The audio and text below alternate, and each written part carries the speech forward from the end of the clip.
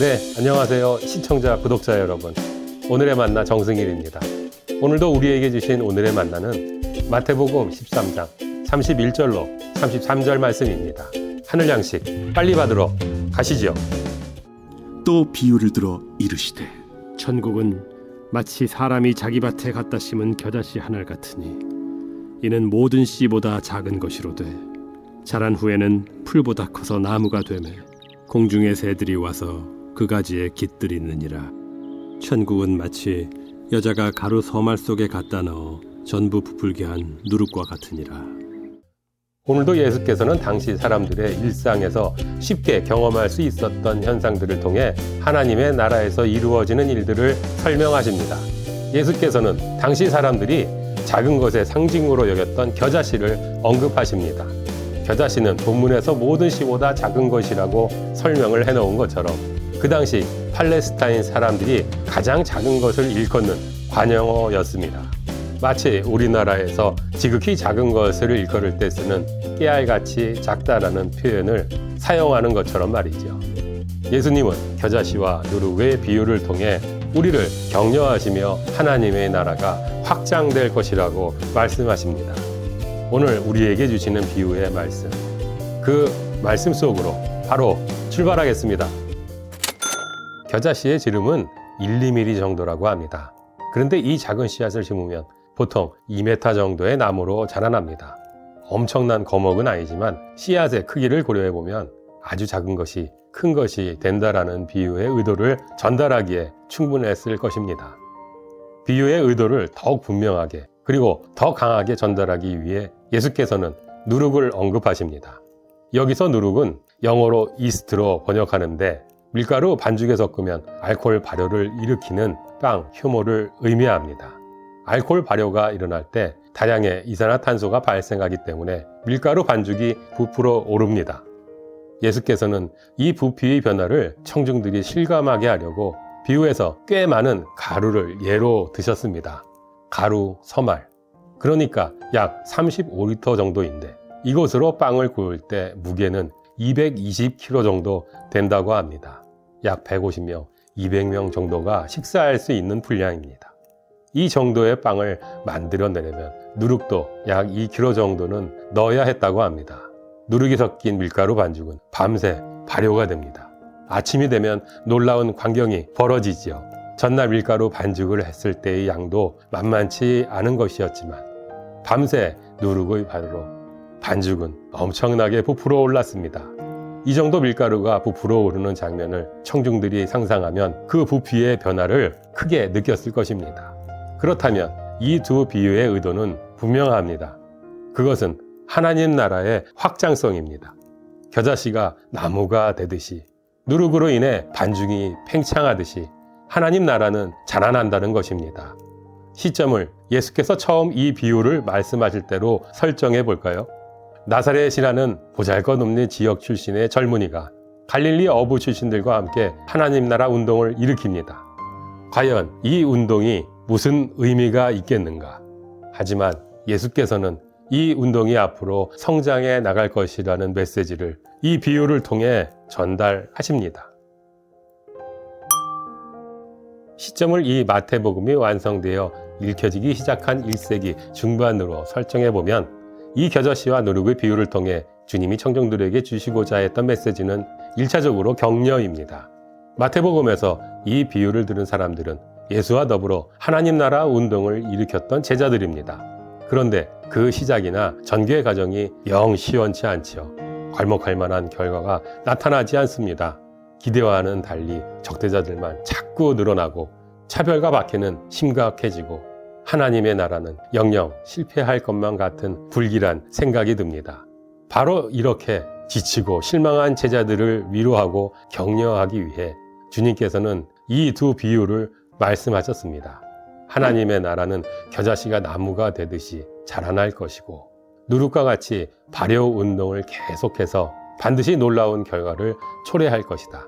제자들아, 그러므로 낙심하지 말고 소망을 품고 잘 참아내라.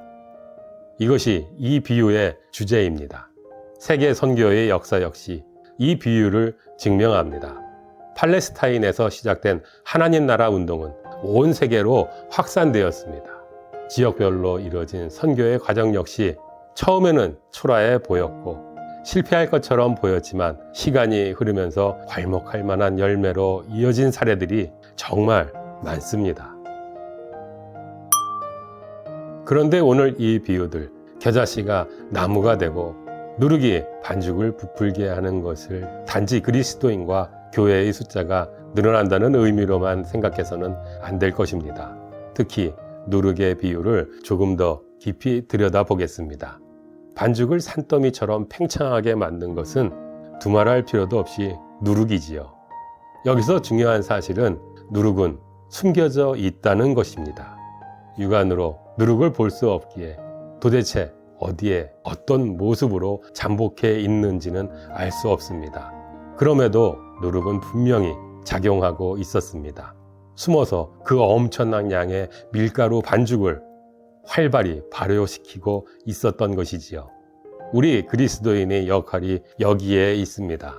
이 세상에 숨어서 자신을 드러내지 않으면서 자신이 속한 공동체와 이 세상에 하나님 나라 문화를 전염시켜서 변화를 촉진하는 것이 우리의 역할임을 이 비유는 드러냅니다. 오만가족 여러분, 하나님 나라가 확장되는 그 결과는 하나님 나라 그 자체를 위한 것이 아닙니다. 오늘 비유를 보면 겨자씨가 나무가 되면 새들이 와서 거기 깃드는 혜택을 봅니다.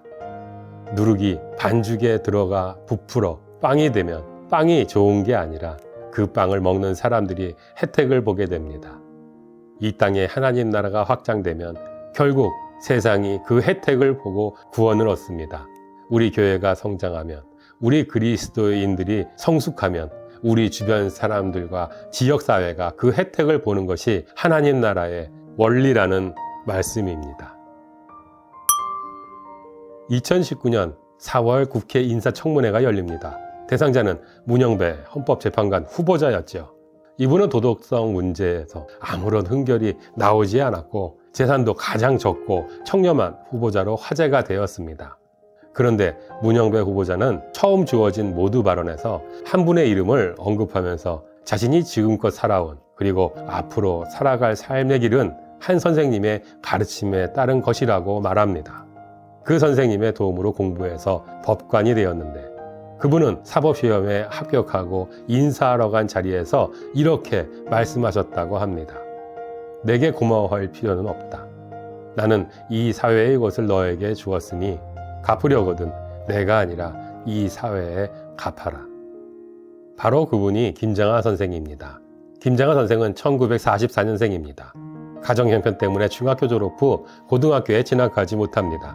농사가 적성에 맞지 않아 힘들어하다가 한약방에서 일하게 되고 적은 나이에 한약사가 되는데 이분이 처방한 한약을 먹고 많은 사람이 병이 낫게 되고 한약사로서는 비교적 큰 돈을 벌게 됩니다. 그런데 한약사로 걸음을 내딛기 시작할 20대 젊은 시절부터 이분은 나눔을 실천합니다. 가난한 학생들을 위해 남몰래 장학금을 주기 시작하지요. 그러다 30대 후반에 아예 100억 원이 넘는 돈을 들여 명신고등학교라는 사립학교를 세웁니다. 본인이 가난해서 공부하지 못했는데 자신이 번 돈은 병든 사람들의 돈이기 때문에 다시 사회에 환원해야 한다는 신념 때문이었지요. 학교는 당시 흔했던 불법, 탈법적 관행을 거부하면서 명문학교로 자라납니다. 그런데 김장하 선생은 학교가 자리를 잡았다고 판단하자마자 국가에 기부합니다. 사회에 환원하기 위해서였습니다. 평생의 사업이었던 한약방을 접을 때도 30억 원이 넘는 자산을 국립경상대에 기부합니다. 진주 지역에서 김장하 선생은 교육뿐 아니라 사회, 문화, 역사, 예술, 여성, 노동, 인권 등 정치를 제외한 모든 영역에 걸쳐 기부와 나눔이 이어지고 있었습니다. 이분의 이야기는 그동안 세상에 널리 알려지지 못했습니다. 장학금을 받은 사람은 있는데 준 사람은 없었습니다. 재단을 통해 선생 본인이 준 장학금의 기록을 제대로 남기지 않았기 때문에 정확히 알 수가 없습니다. 선생은 자신이 한 일에 관해 물으면 보통 기억이 나지 않는다고 대답합니다. 기록도 없고 기억도 나지 않으니 얼마나 많은 사람들이 도움을 받았는지 알 길이 없습니다. 남성문화재단, 진주신문 등 쉽게 노출되는 일조차도 언론의 스포트라이트는커녕 자기 이름이 거명되는 것까지 한사코 꺼려 했습니다. 도움을 받은 사람들은 그렇게나 줄줄이 널려 있는데 정작 베푼 사람은 보이지 않는, 그렇게 이상한 현상은 최근까지 50년 남짓 이어졌습니다. 우리 사는 세상은 이렇게 공동체를 아름답게 하는 선순환이 일어날 때 하나님 나라가 됩니다. 그런데 이 일을 그리스도인이 아닌 김장하 선생이 합니다. 그래서 이분 주변 사람들이 김장하 선생에게 붙인 별명 중 하나가 이 시대의 예수입니다. 김장하 선생은 그리스도인이 아닌데도 말입니다. 사랑하는 여러분, 우리는 예수를 따르는 사람들입니다.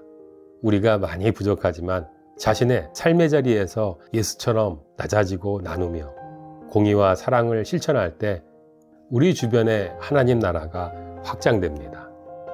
우리 한 사람 한 사람은 비록 겨자씨나 누룩같이 초라한 모습일 수 있으나 우리 때문에 우리 주변 사람들의 삶이 나아지고 이 세상이 더 아름다운 곳이 됩니다. 그렇게 더욱 예수 바이러스를 전염시키는 우리가 되기를 주님의 이름으로 당신을 축복합니다. 겨자씨와 누룩처럼 살아가시는 한 주간의 삶이 되시길 소망하고 기도합니다. 다음 주에 만나 뵐 때까지 건강하시고 꼭 행복하십시오. 감사합니다.